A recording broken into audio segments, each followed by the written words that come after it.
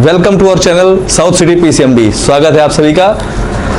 बच्चों, आप लोग क्लास 9th में एंटर कर चुके हैं, कई लोग यहाँ पर, और हम लोग यहाँ पर आज क्लास 9 के चैप्टर को सुनने जा रहे हैं जिसका नाम है matter in our surroundings. This is our chapter. We will start and discuss about this chapter, but before discussing this chapter we have to understand the things about the chemistry. आप में से कई लोग यहाँ पर क्लास 9th में enter कर चुके हैं और आप लोग ये पहली बार इसको आज हमारे ख्याल से देख रहे हैं, और अगर देख रहे हैं तो डेफिनेटली इसका फायदा आपको मिलेगा। तो सबसे पहले हम स्टार्ट करते हैं कि हम लोगों ने पढ़ा science. We are the students of science, ठीक है। We are having generally 5 to 6 subjects, ठीक है, और 5 सब्जेक्ट्स में हमारे सामने मैथमेटिक्स, हिंदी, इंग्लिश, एसएसटी और साइंस है।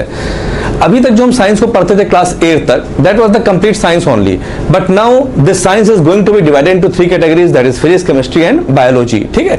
तो सबसे पहले यहां पर अगर आपसे कोई पूछे कि व्हाट इज साइंस, साइंस क्या होता है, तो कई बार हो सकता है कि आप इसके आंसर्स ना दे पाए, ठीक है। Very simple, science is made from the Greek word scientia, जिसका मतलब ये होता है टू नो, यानी कि जानना, ठीक है। तो हम ये कह सकते हैं step by step study of any subject by observation and experimentation is known as science.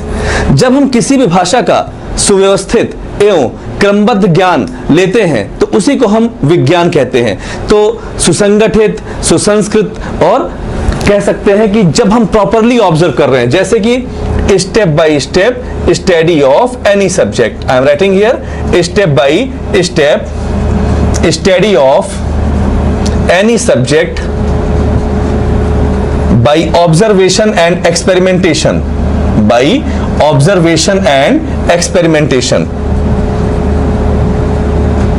Is known as science, ठीक है। इसी को साइंस कहते हैं। जैसे अगर बात करते हैं तो science is not any subject, science एक सब्जेक्ट नहीं है, it is just like a medium, ये एक मीडियम की तरह है। Suppose we step by step study about the society, it is known as social science. अगर हम लोग इसी तरह से स्टेप बाय स्टेप स्टडी करते हैं मोरालिटी की, it is known as moral science. अगर हम इसी तरह स्टेप बाय स्टेप स्टडी करते हैं किसी भी फीचर्स की, तो उसी का साइंस कहते हैं, like social science, moral science, computer science, environmental science, chemical science, biological science, physical science, so many sciences are there, बहुत सारे साइंस हैं। लेकिन हम जिस साइंस को पढ़ने जा रहे हैं basically this is a chemical science. ये क्या है? केमिकल साइंस है। अगर हम फिजिकल साइंस की बात करते हैं we are studying about the physics. अगर हम बायोलॉजिकल साइंस की बात करते हैं तो इसका मतलब हम बायोलॉजी की बात कर रहे हैं। तो बच्चों, आज के बाद कोई पूछेगा आपसे कि साइंस क्या होता है तो आप बिल्कुल आराम से बता सकते हो कि step by step study of any subject by observation and experimentation is known as science. Okay, अब बात आती है कि जो साइंस है इसको हम 3 पार्ट्स में डिवाइड करते हैं, ठीक है। एक हमारा होता है फिजिक्स, एक हमारा होता है केमिस्ट्री, और एक होता है biology. This is the major classification of the science which we are going to study in class 9, जिसको हम 9th में पढ़ने जा रहे हैं, ठीक है। फिजिक्स, कोई पूछता है फिजिक्स क्या है, हम लोग कई बार ऐसा आंसर दे देते हैं जो लोगों को पसंद नहीं आता है, लेकिन सिंपल फॉर्म में बता सकते हैं कि फिजिक्स जो है it is derived from the Greek word physis. Physis से ये बना है जिसका मतलब होता है नेचर। क्या होता है? नेचर, प्रकृति। तो जब हम प्रकृति के नियमों का अध्ययन करते हैं, उनके बारे में अध्ययन करते हैं, तो वो फिजिक्स कहलाता है। That means study about the nature, study about the laws of nature, study about the physical phenomenon of the nature, then we are studying about the physics। तो हम लोग क्या पढ़ रहे हैं? फिजिक्स पढ़ रहे हैं। And father of the physics is Newton, ठीक है। जो न्यूटन है उनको फादर ऑफ द फिजिक्स माना गया है। We are coming on the biology. Biology क्या होता है? बायोस का मतलब ही होता है life, bios means life. So study about the living things. जब हम लिविंग थिंग्स के बारे में स्टडी करते हैं, like the flora and fauna, flora represents the plant kingdom, fauna represents the animal kingdom. So when we study about the flora and fauna together in a combined way, that is known as biology. And the father of biology, father of biology कौन था? Anyone? I need answer from you. What is who are the father of the biology? और इस biology के 2 part और हैं, एक है zoology और एक है बॉटनी। बॉटनी मतलब स्टडी ऑफ प्लांट्स। जब हम प्लांट्स यानी वनस्पतियों का अध्ययन करते हैं तो वो कहलाता है बॉटनी। और जून, एनिमल्स, जब हम एनिमल्स या क्रिएचर्स की स्टडी करते हैं that is known as zoology. So zoology is the study of animals, ठीक है। जब हम एनिमल और एनिमल के बिहेवियर्स इन सब के बारे में पढ़ते हैं तो हम क्या पढ़ते हैं? जूलॉजी पढ़ते हैं। हालांकि चैप्टर जो लास्ट ईयर था वो डाइवर्सिटी काट दिया गया था, the most important chapter of biology, ठीक है। तो और इसमें भी हम आपको बता दे रहे हैं कि who was the father of zoology, zoology के फादर किसे कहते हैं, who was the father of botany, चलो हम आपको बॉटनी के फादर का नाम बता रहे हैं, इनका नाम है थियोफ्रेस्टस। क्या नाम है? Theophrastus, THEOPHRASTUS। Theophrastus was the father of botany and Aristotle ये जूलॉजी के भी फादर हैं और बायोलॉजी के भी फादर हैं। यानी कि अगर हम फादर ऑफ बायोलॉजी पूछते हैं तो भी एरिस्टोटल, हिंदी में हम अरस्तु कहते हैं, और जूलॉजी के भी फादर जो है वो क्या है? एरिस्टोटल। सो इन शॉर्ट हम ये कह सकते हैं कि फिजिक्स जो होता है that is the study of laws of the nature या physical phenomenon of the nature, while biology is the study of life means living organism, ठीक। and father of physics Newton and father of biology Aristotle, father of zoology also Aristotle, father of botany Theophrastus। क्योंकि ना मैं physics आपको पढ़ाने जा रहा हूं ना मैं आपको बायोलॉजी पढ़ाने जा रहा हूं, ठीक है, इसको आपको दूसरे टीचर्स पढ़ाएंगे, मैं पढ़ाने जा रहा हूं chemistry. So now we are coming on my topic that is chemistry. तो बात आती है व्हाट इज केमिस्ट्री। अगर हम बात करते हैं केमिस्ट्री क्या होता है, ठीक है, तो जनरली लोग कहते हैं it is about the study of reactions. नहीं, खाली रिएक्शंस की स्टडी ही केमिस्ट्री नहीं होती है। स्टडी ऑफ कलर्स ये खाली केमिस्ट्री नहीं होती है। Chemistry is the study of PCS of matter. Confused? PCS कोई कंफ्यूजन की बात नहीं है। मैंने आपको याद दिलाने के लिए मैंने ऐसे कहा है कि it is the study of PCS of matter where P represents properties, C stands for composition and S stands for structure, ठीक है। तो मैं कह सकता हूं केमिस्ट्री में भी defined as a branch of science that deals with the study of properties, composition and structure of matter, या हम कह सकते हैं इंटरेक्शन ऑफ मैटर। तो केमिस्ट्री विज्ञान की वह शाखा है, केमिस्ट्री विज्ञान की वह शाखा है जिसके अंतर्गत हम किसी भी मैटर की प्रॉपर्टीज को पढ़ते हैं। प्रॉपर्टीज मतलब विशेषताओं को पढ़ते हैं। जैसे कि हम मेटल्स के बारे में कहते हैं ना कि metals are hard, rigid, it is incompressible, they are having good conductor of heat and electricity, they are having high tensile strength, ठीक है, they are sonorous, they are malleable and ductile. तो ये मैं बात कर रहा हूं प्रॉपर्टीज की। क्या बात कर रहा हूं? प्रॉपर्टीज की।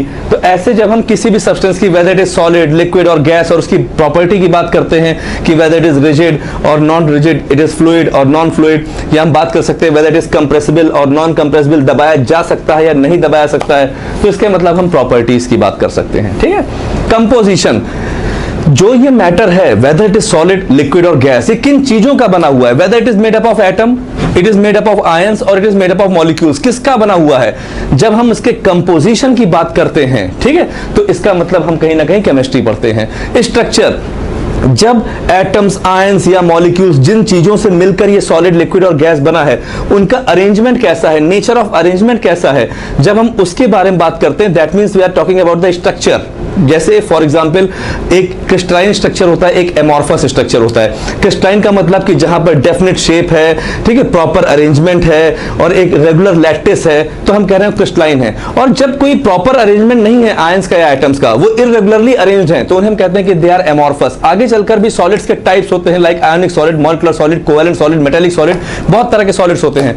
तो हम जब इन सब के स्ट्रक्चर्स की बात करते हैं that means we are talking about chemistry, ठीक। तो हम कहीं ना कहीं ये कह सकते हैं कि chemistry may be defined as a branch of science that deals with the study of properties, composition and structure of matter. And Lavoisier was the father of chemistry. Antony von Lavoisier, he was the person who is known as या regarded as the father of chemistry, ठीक है। तो कुल मिला के हमको ये बात समझ में आ गई कि साइंस क्या होता है, हमको ये भी बात समझ में आ गई कि साइंस के 3 पार्ट्स कौन से होते हैं, हमको ये भी बात समझ में आ गई कि फिजिक्स क्या होता है, केमिस्ट्री क्या होता है, बायोलॉजी क्या होता है। चलो अब हम लोग शुरुआत करते हैं केमिस्ट्री के फर्स्ट चैप्टर से, जिसका नाम है मैटर इन आवर सराउंडिंग्स। क्या नाम है? Matter in our surroundings.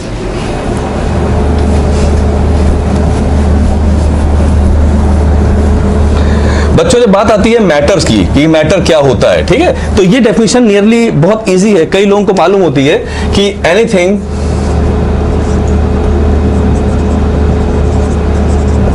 That occupies space and has mass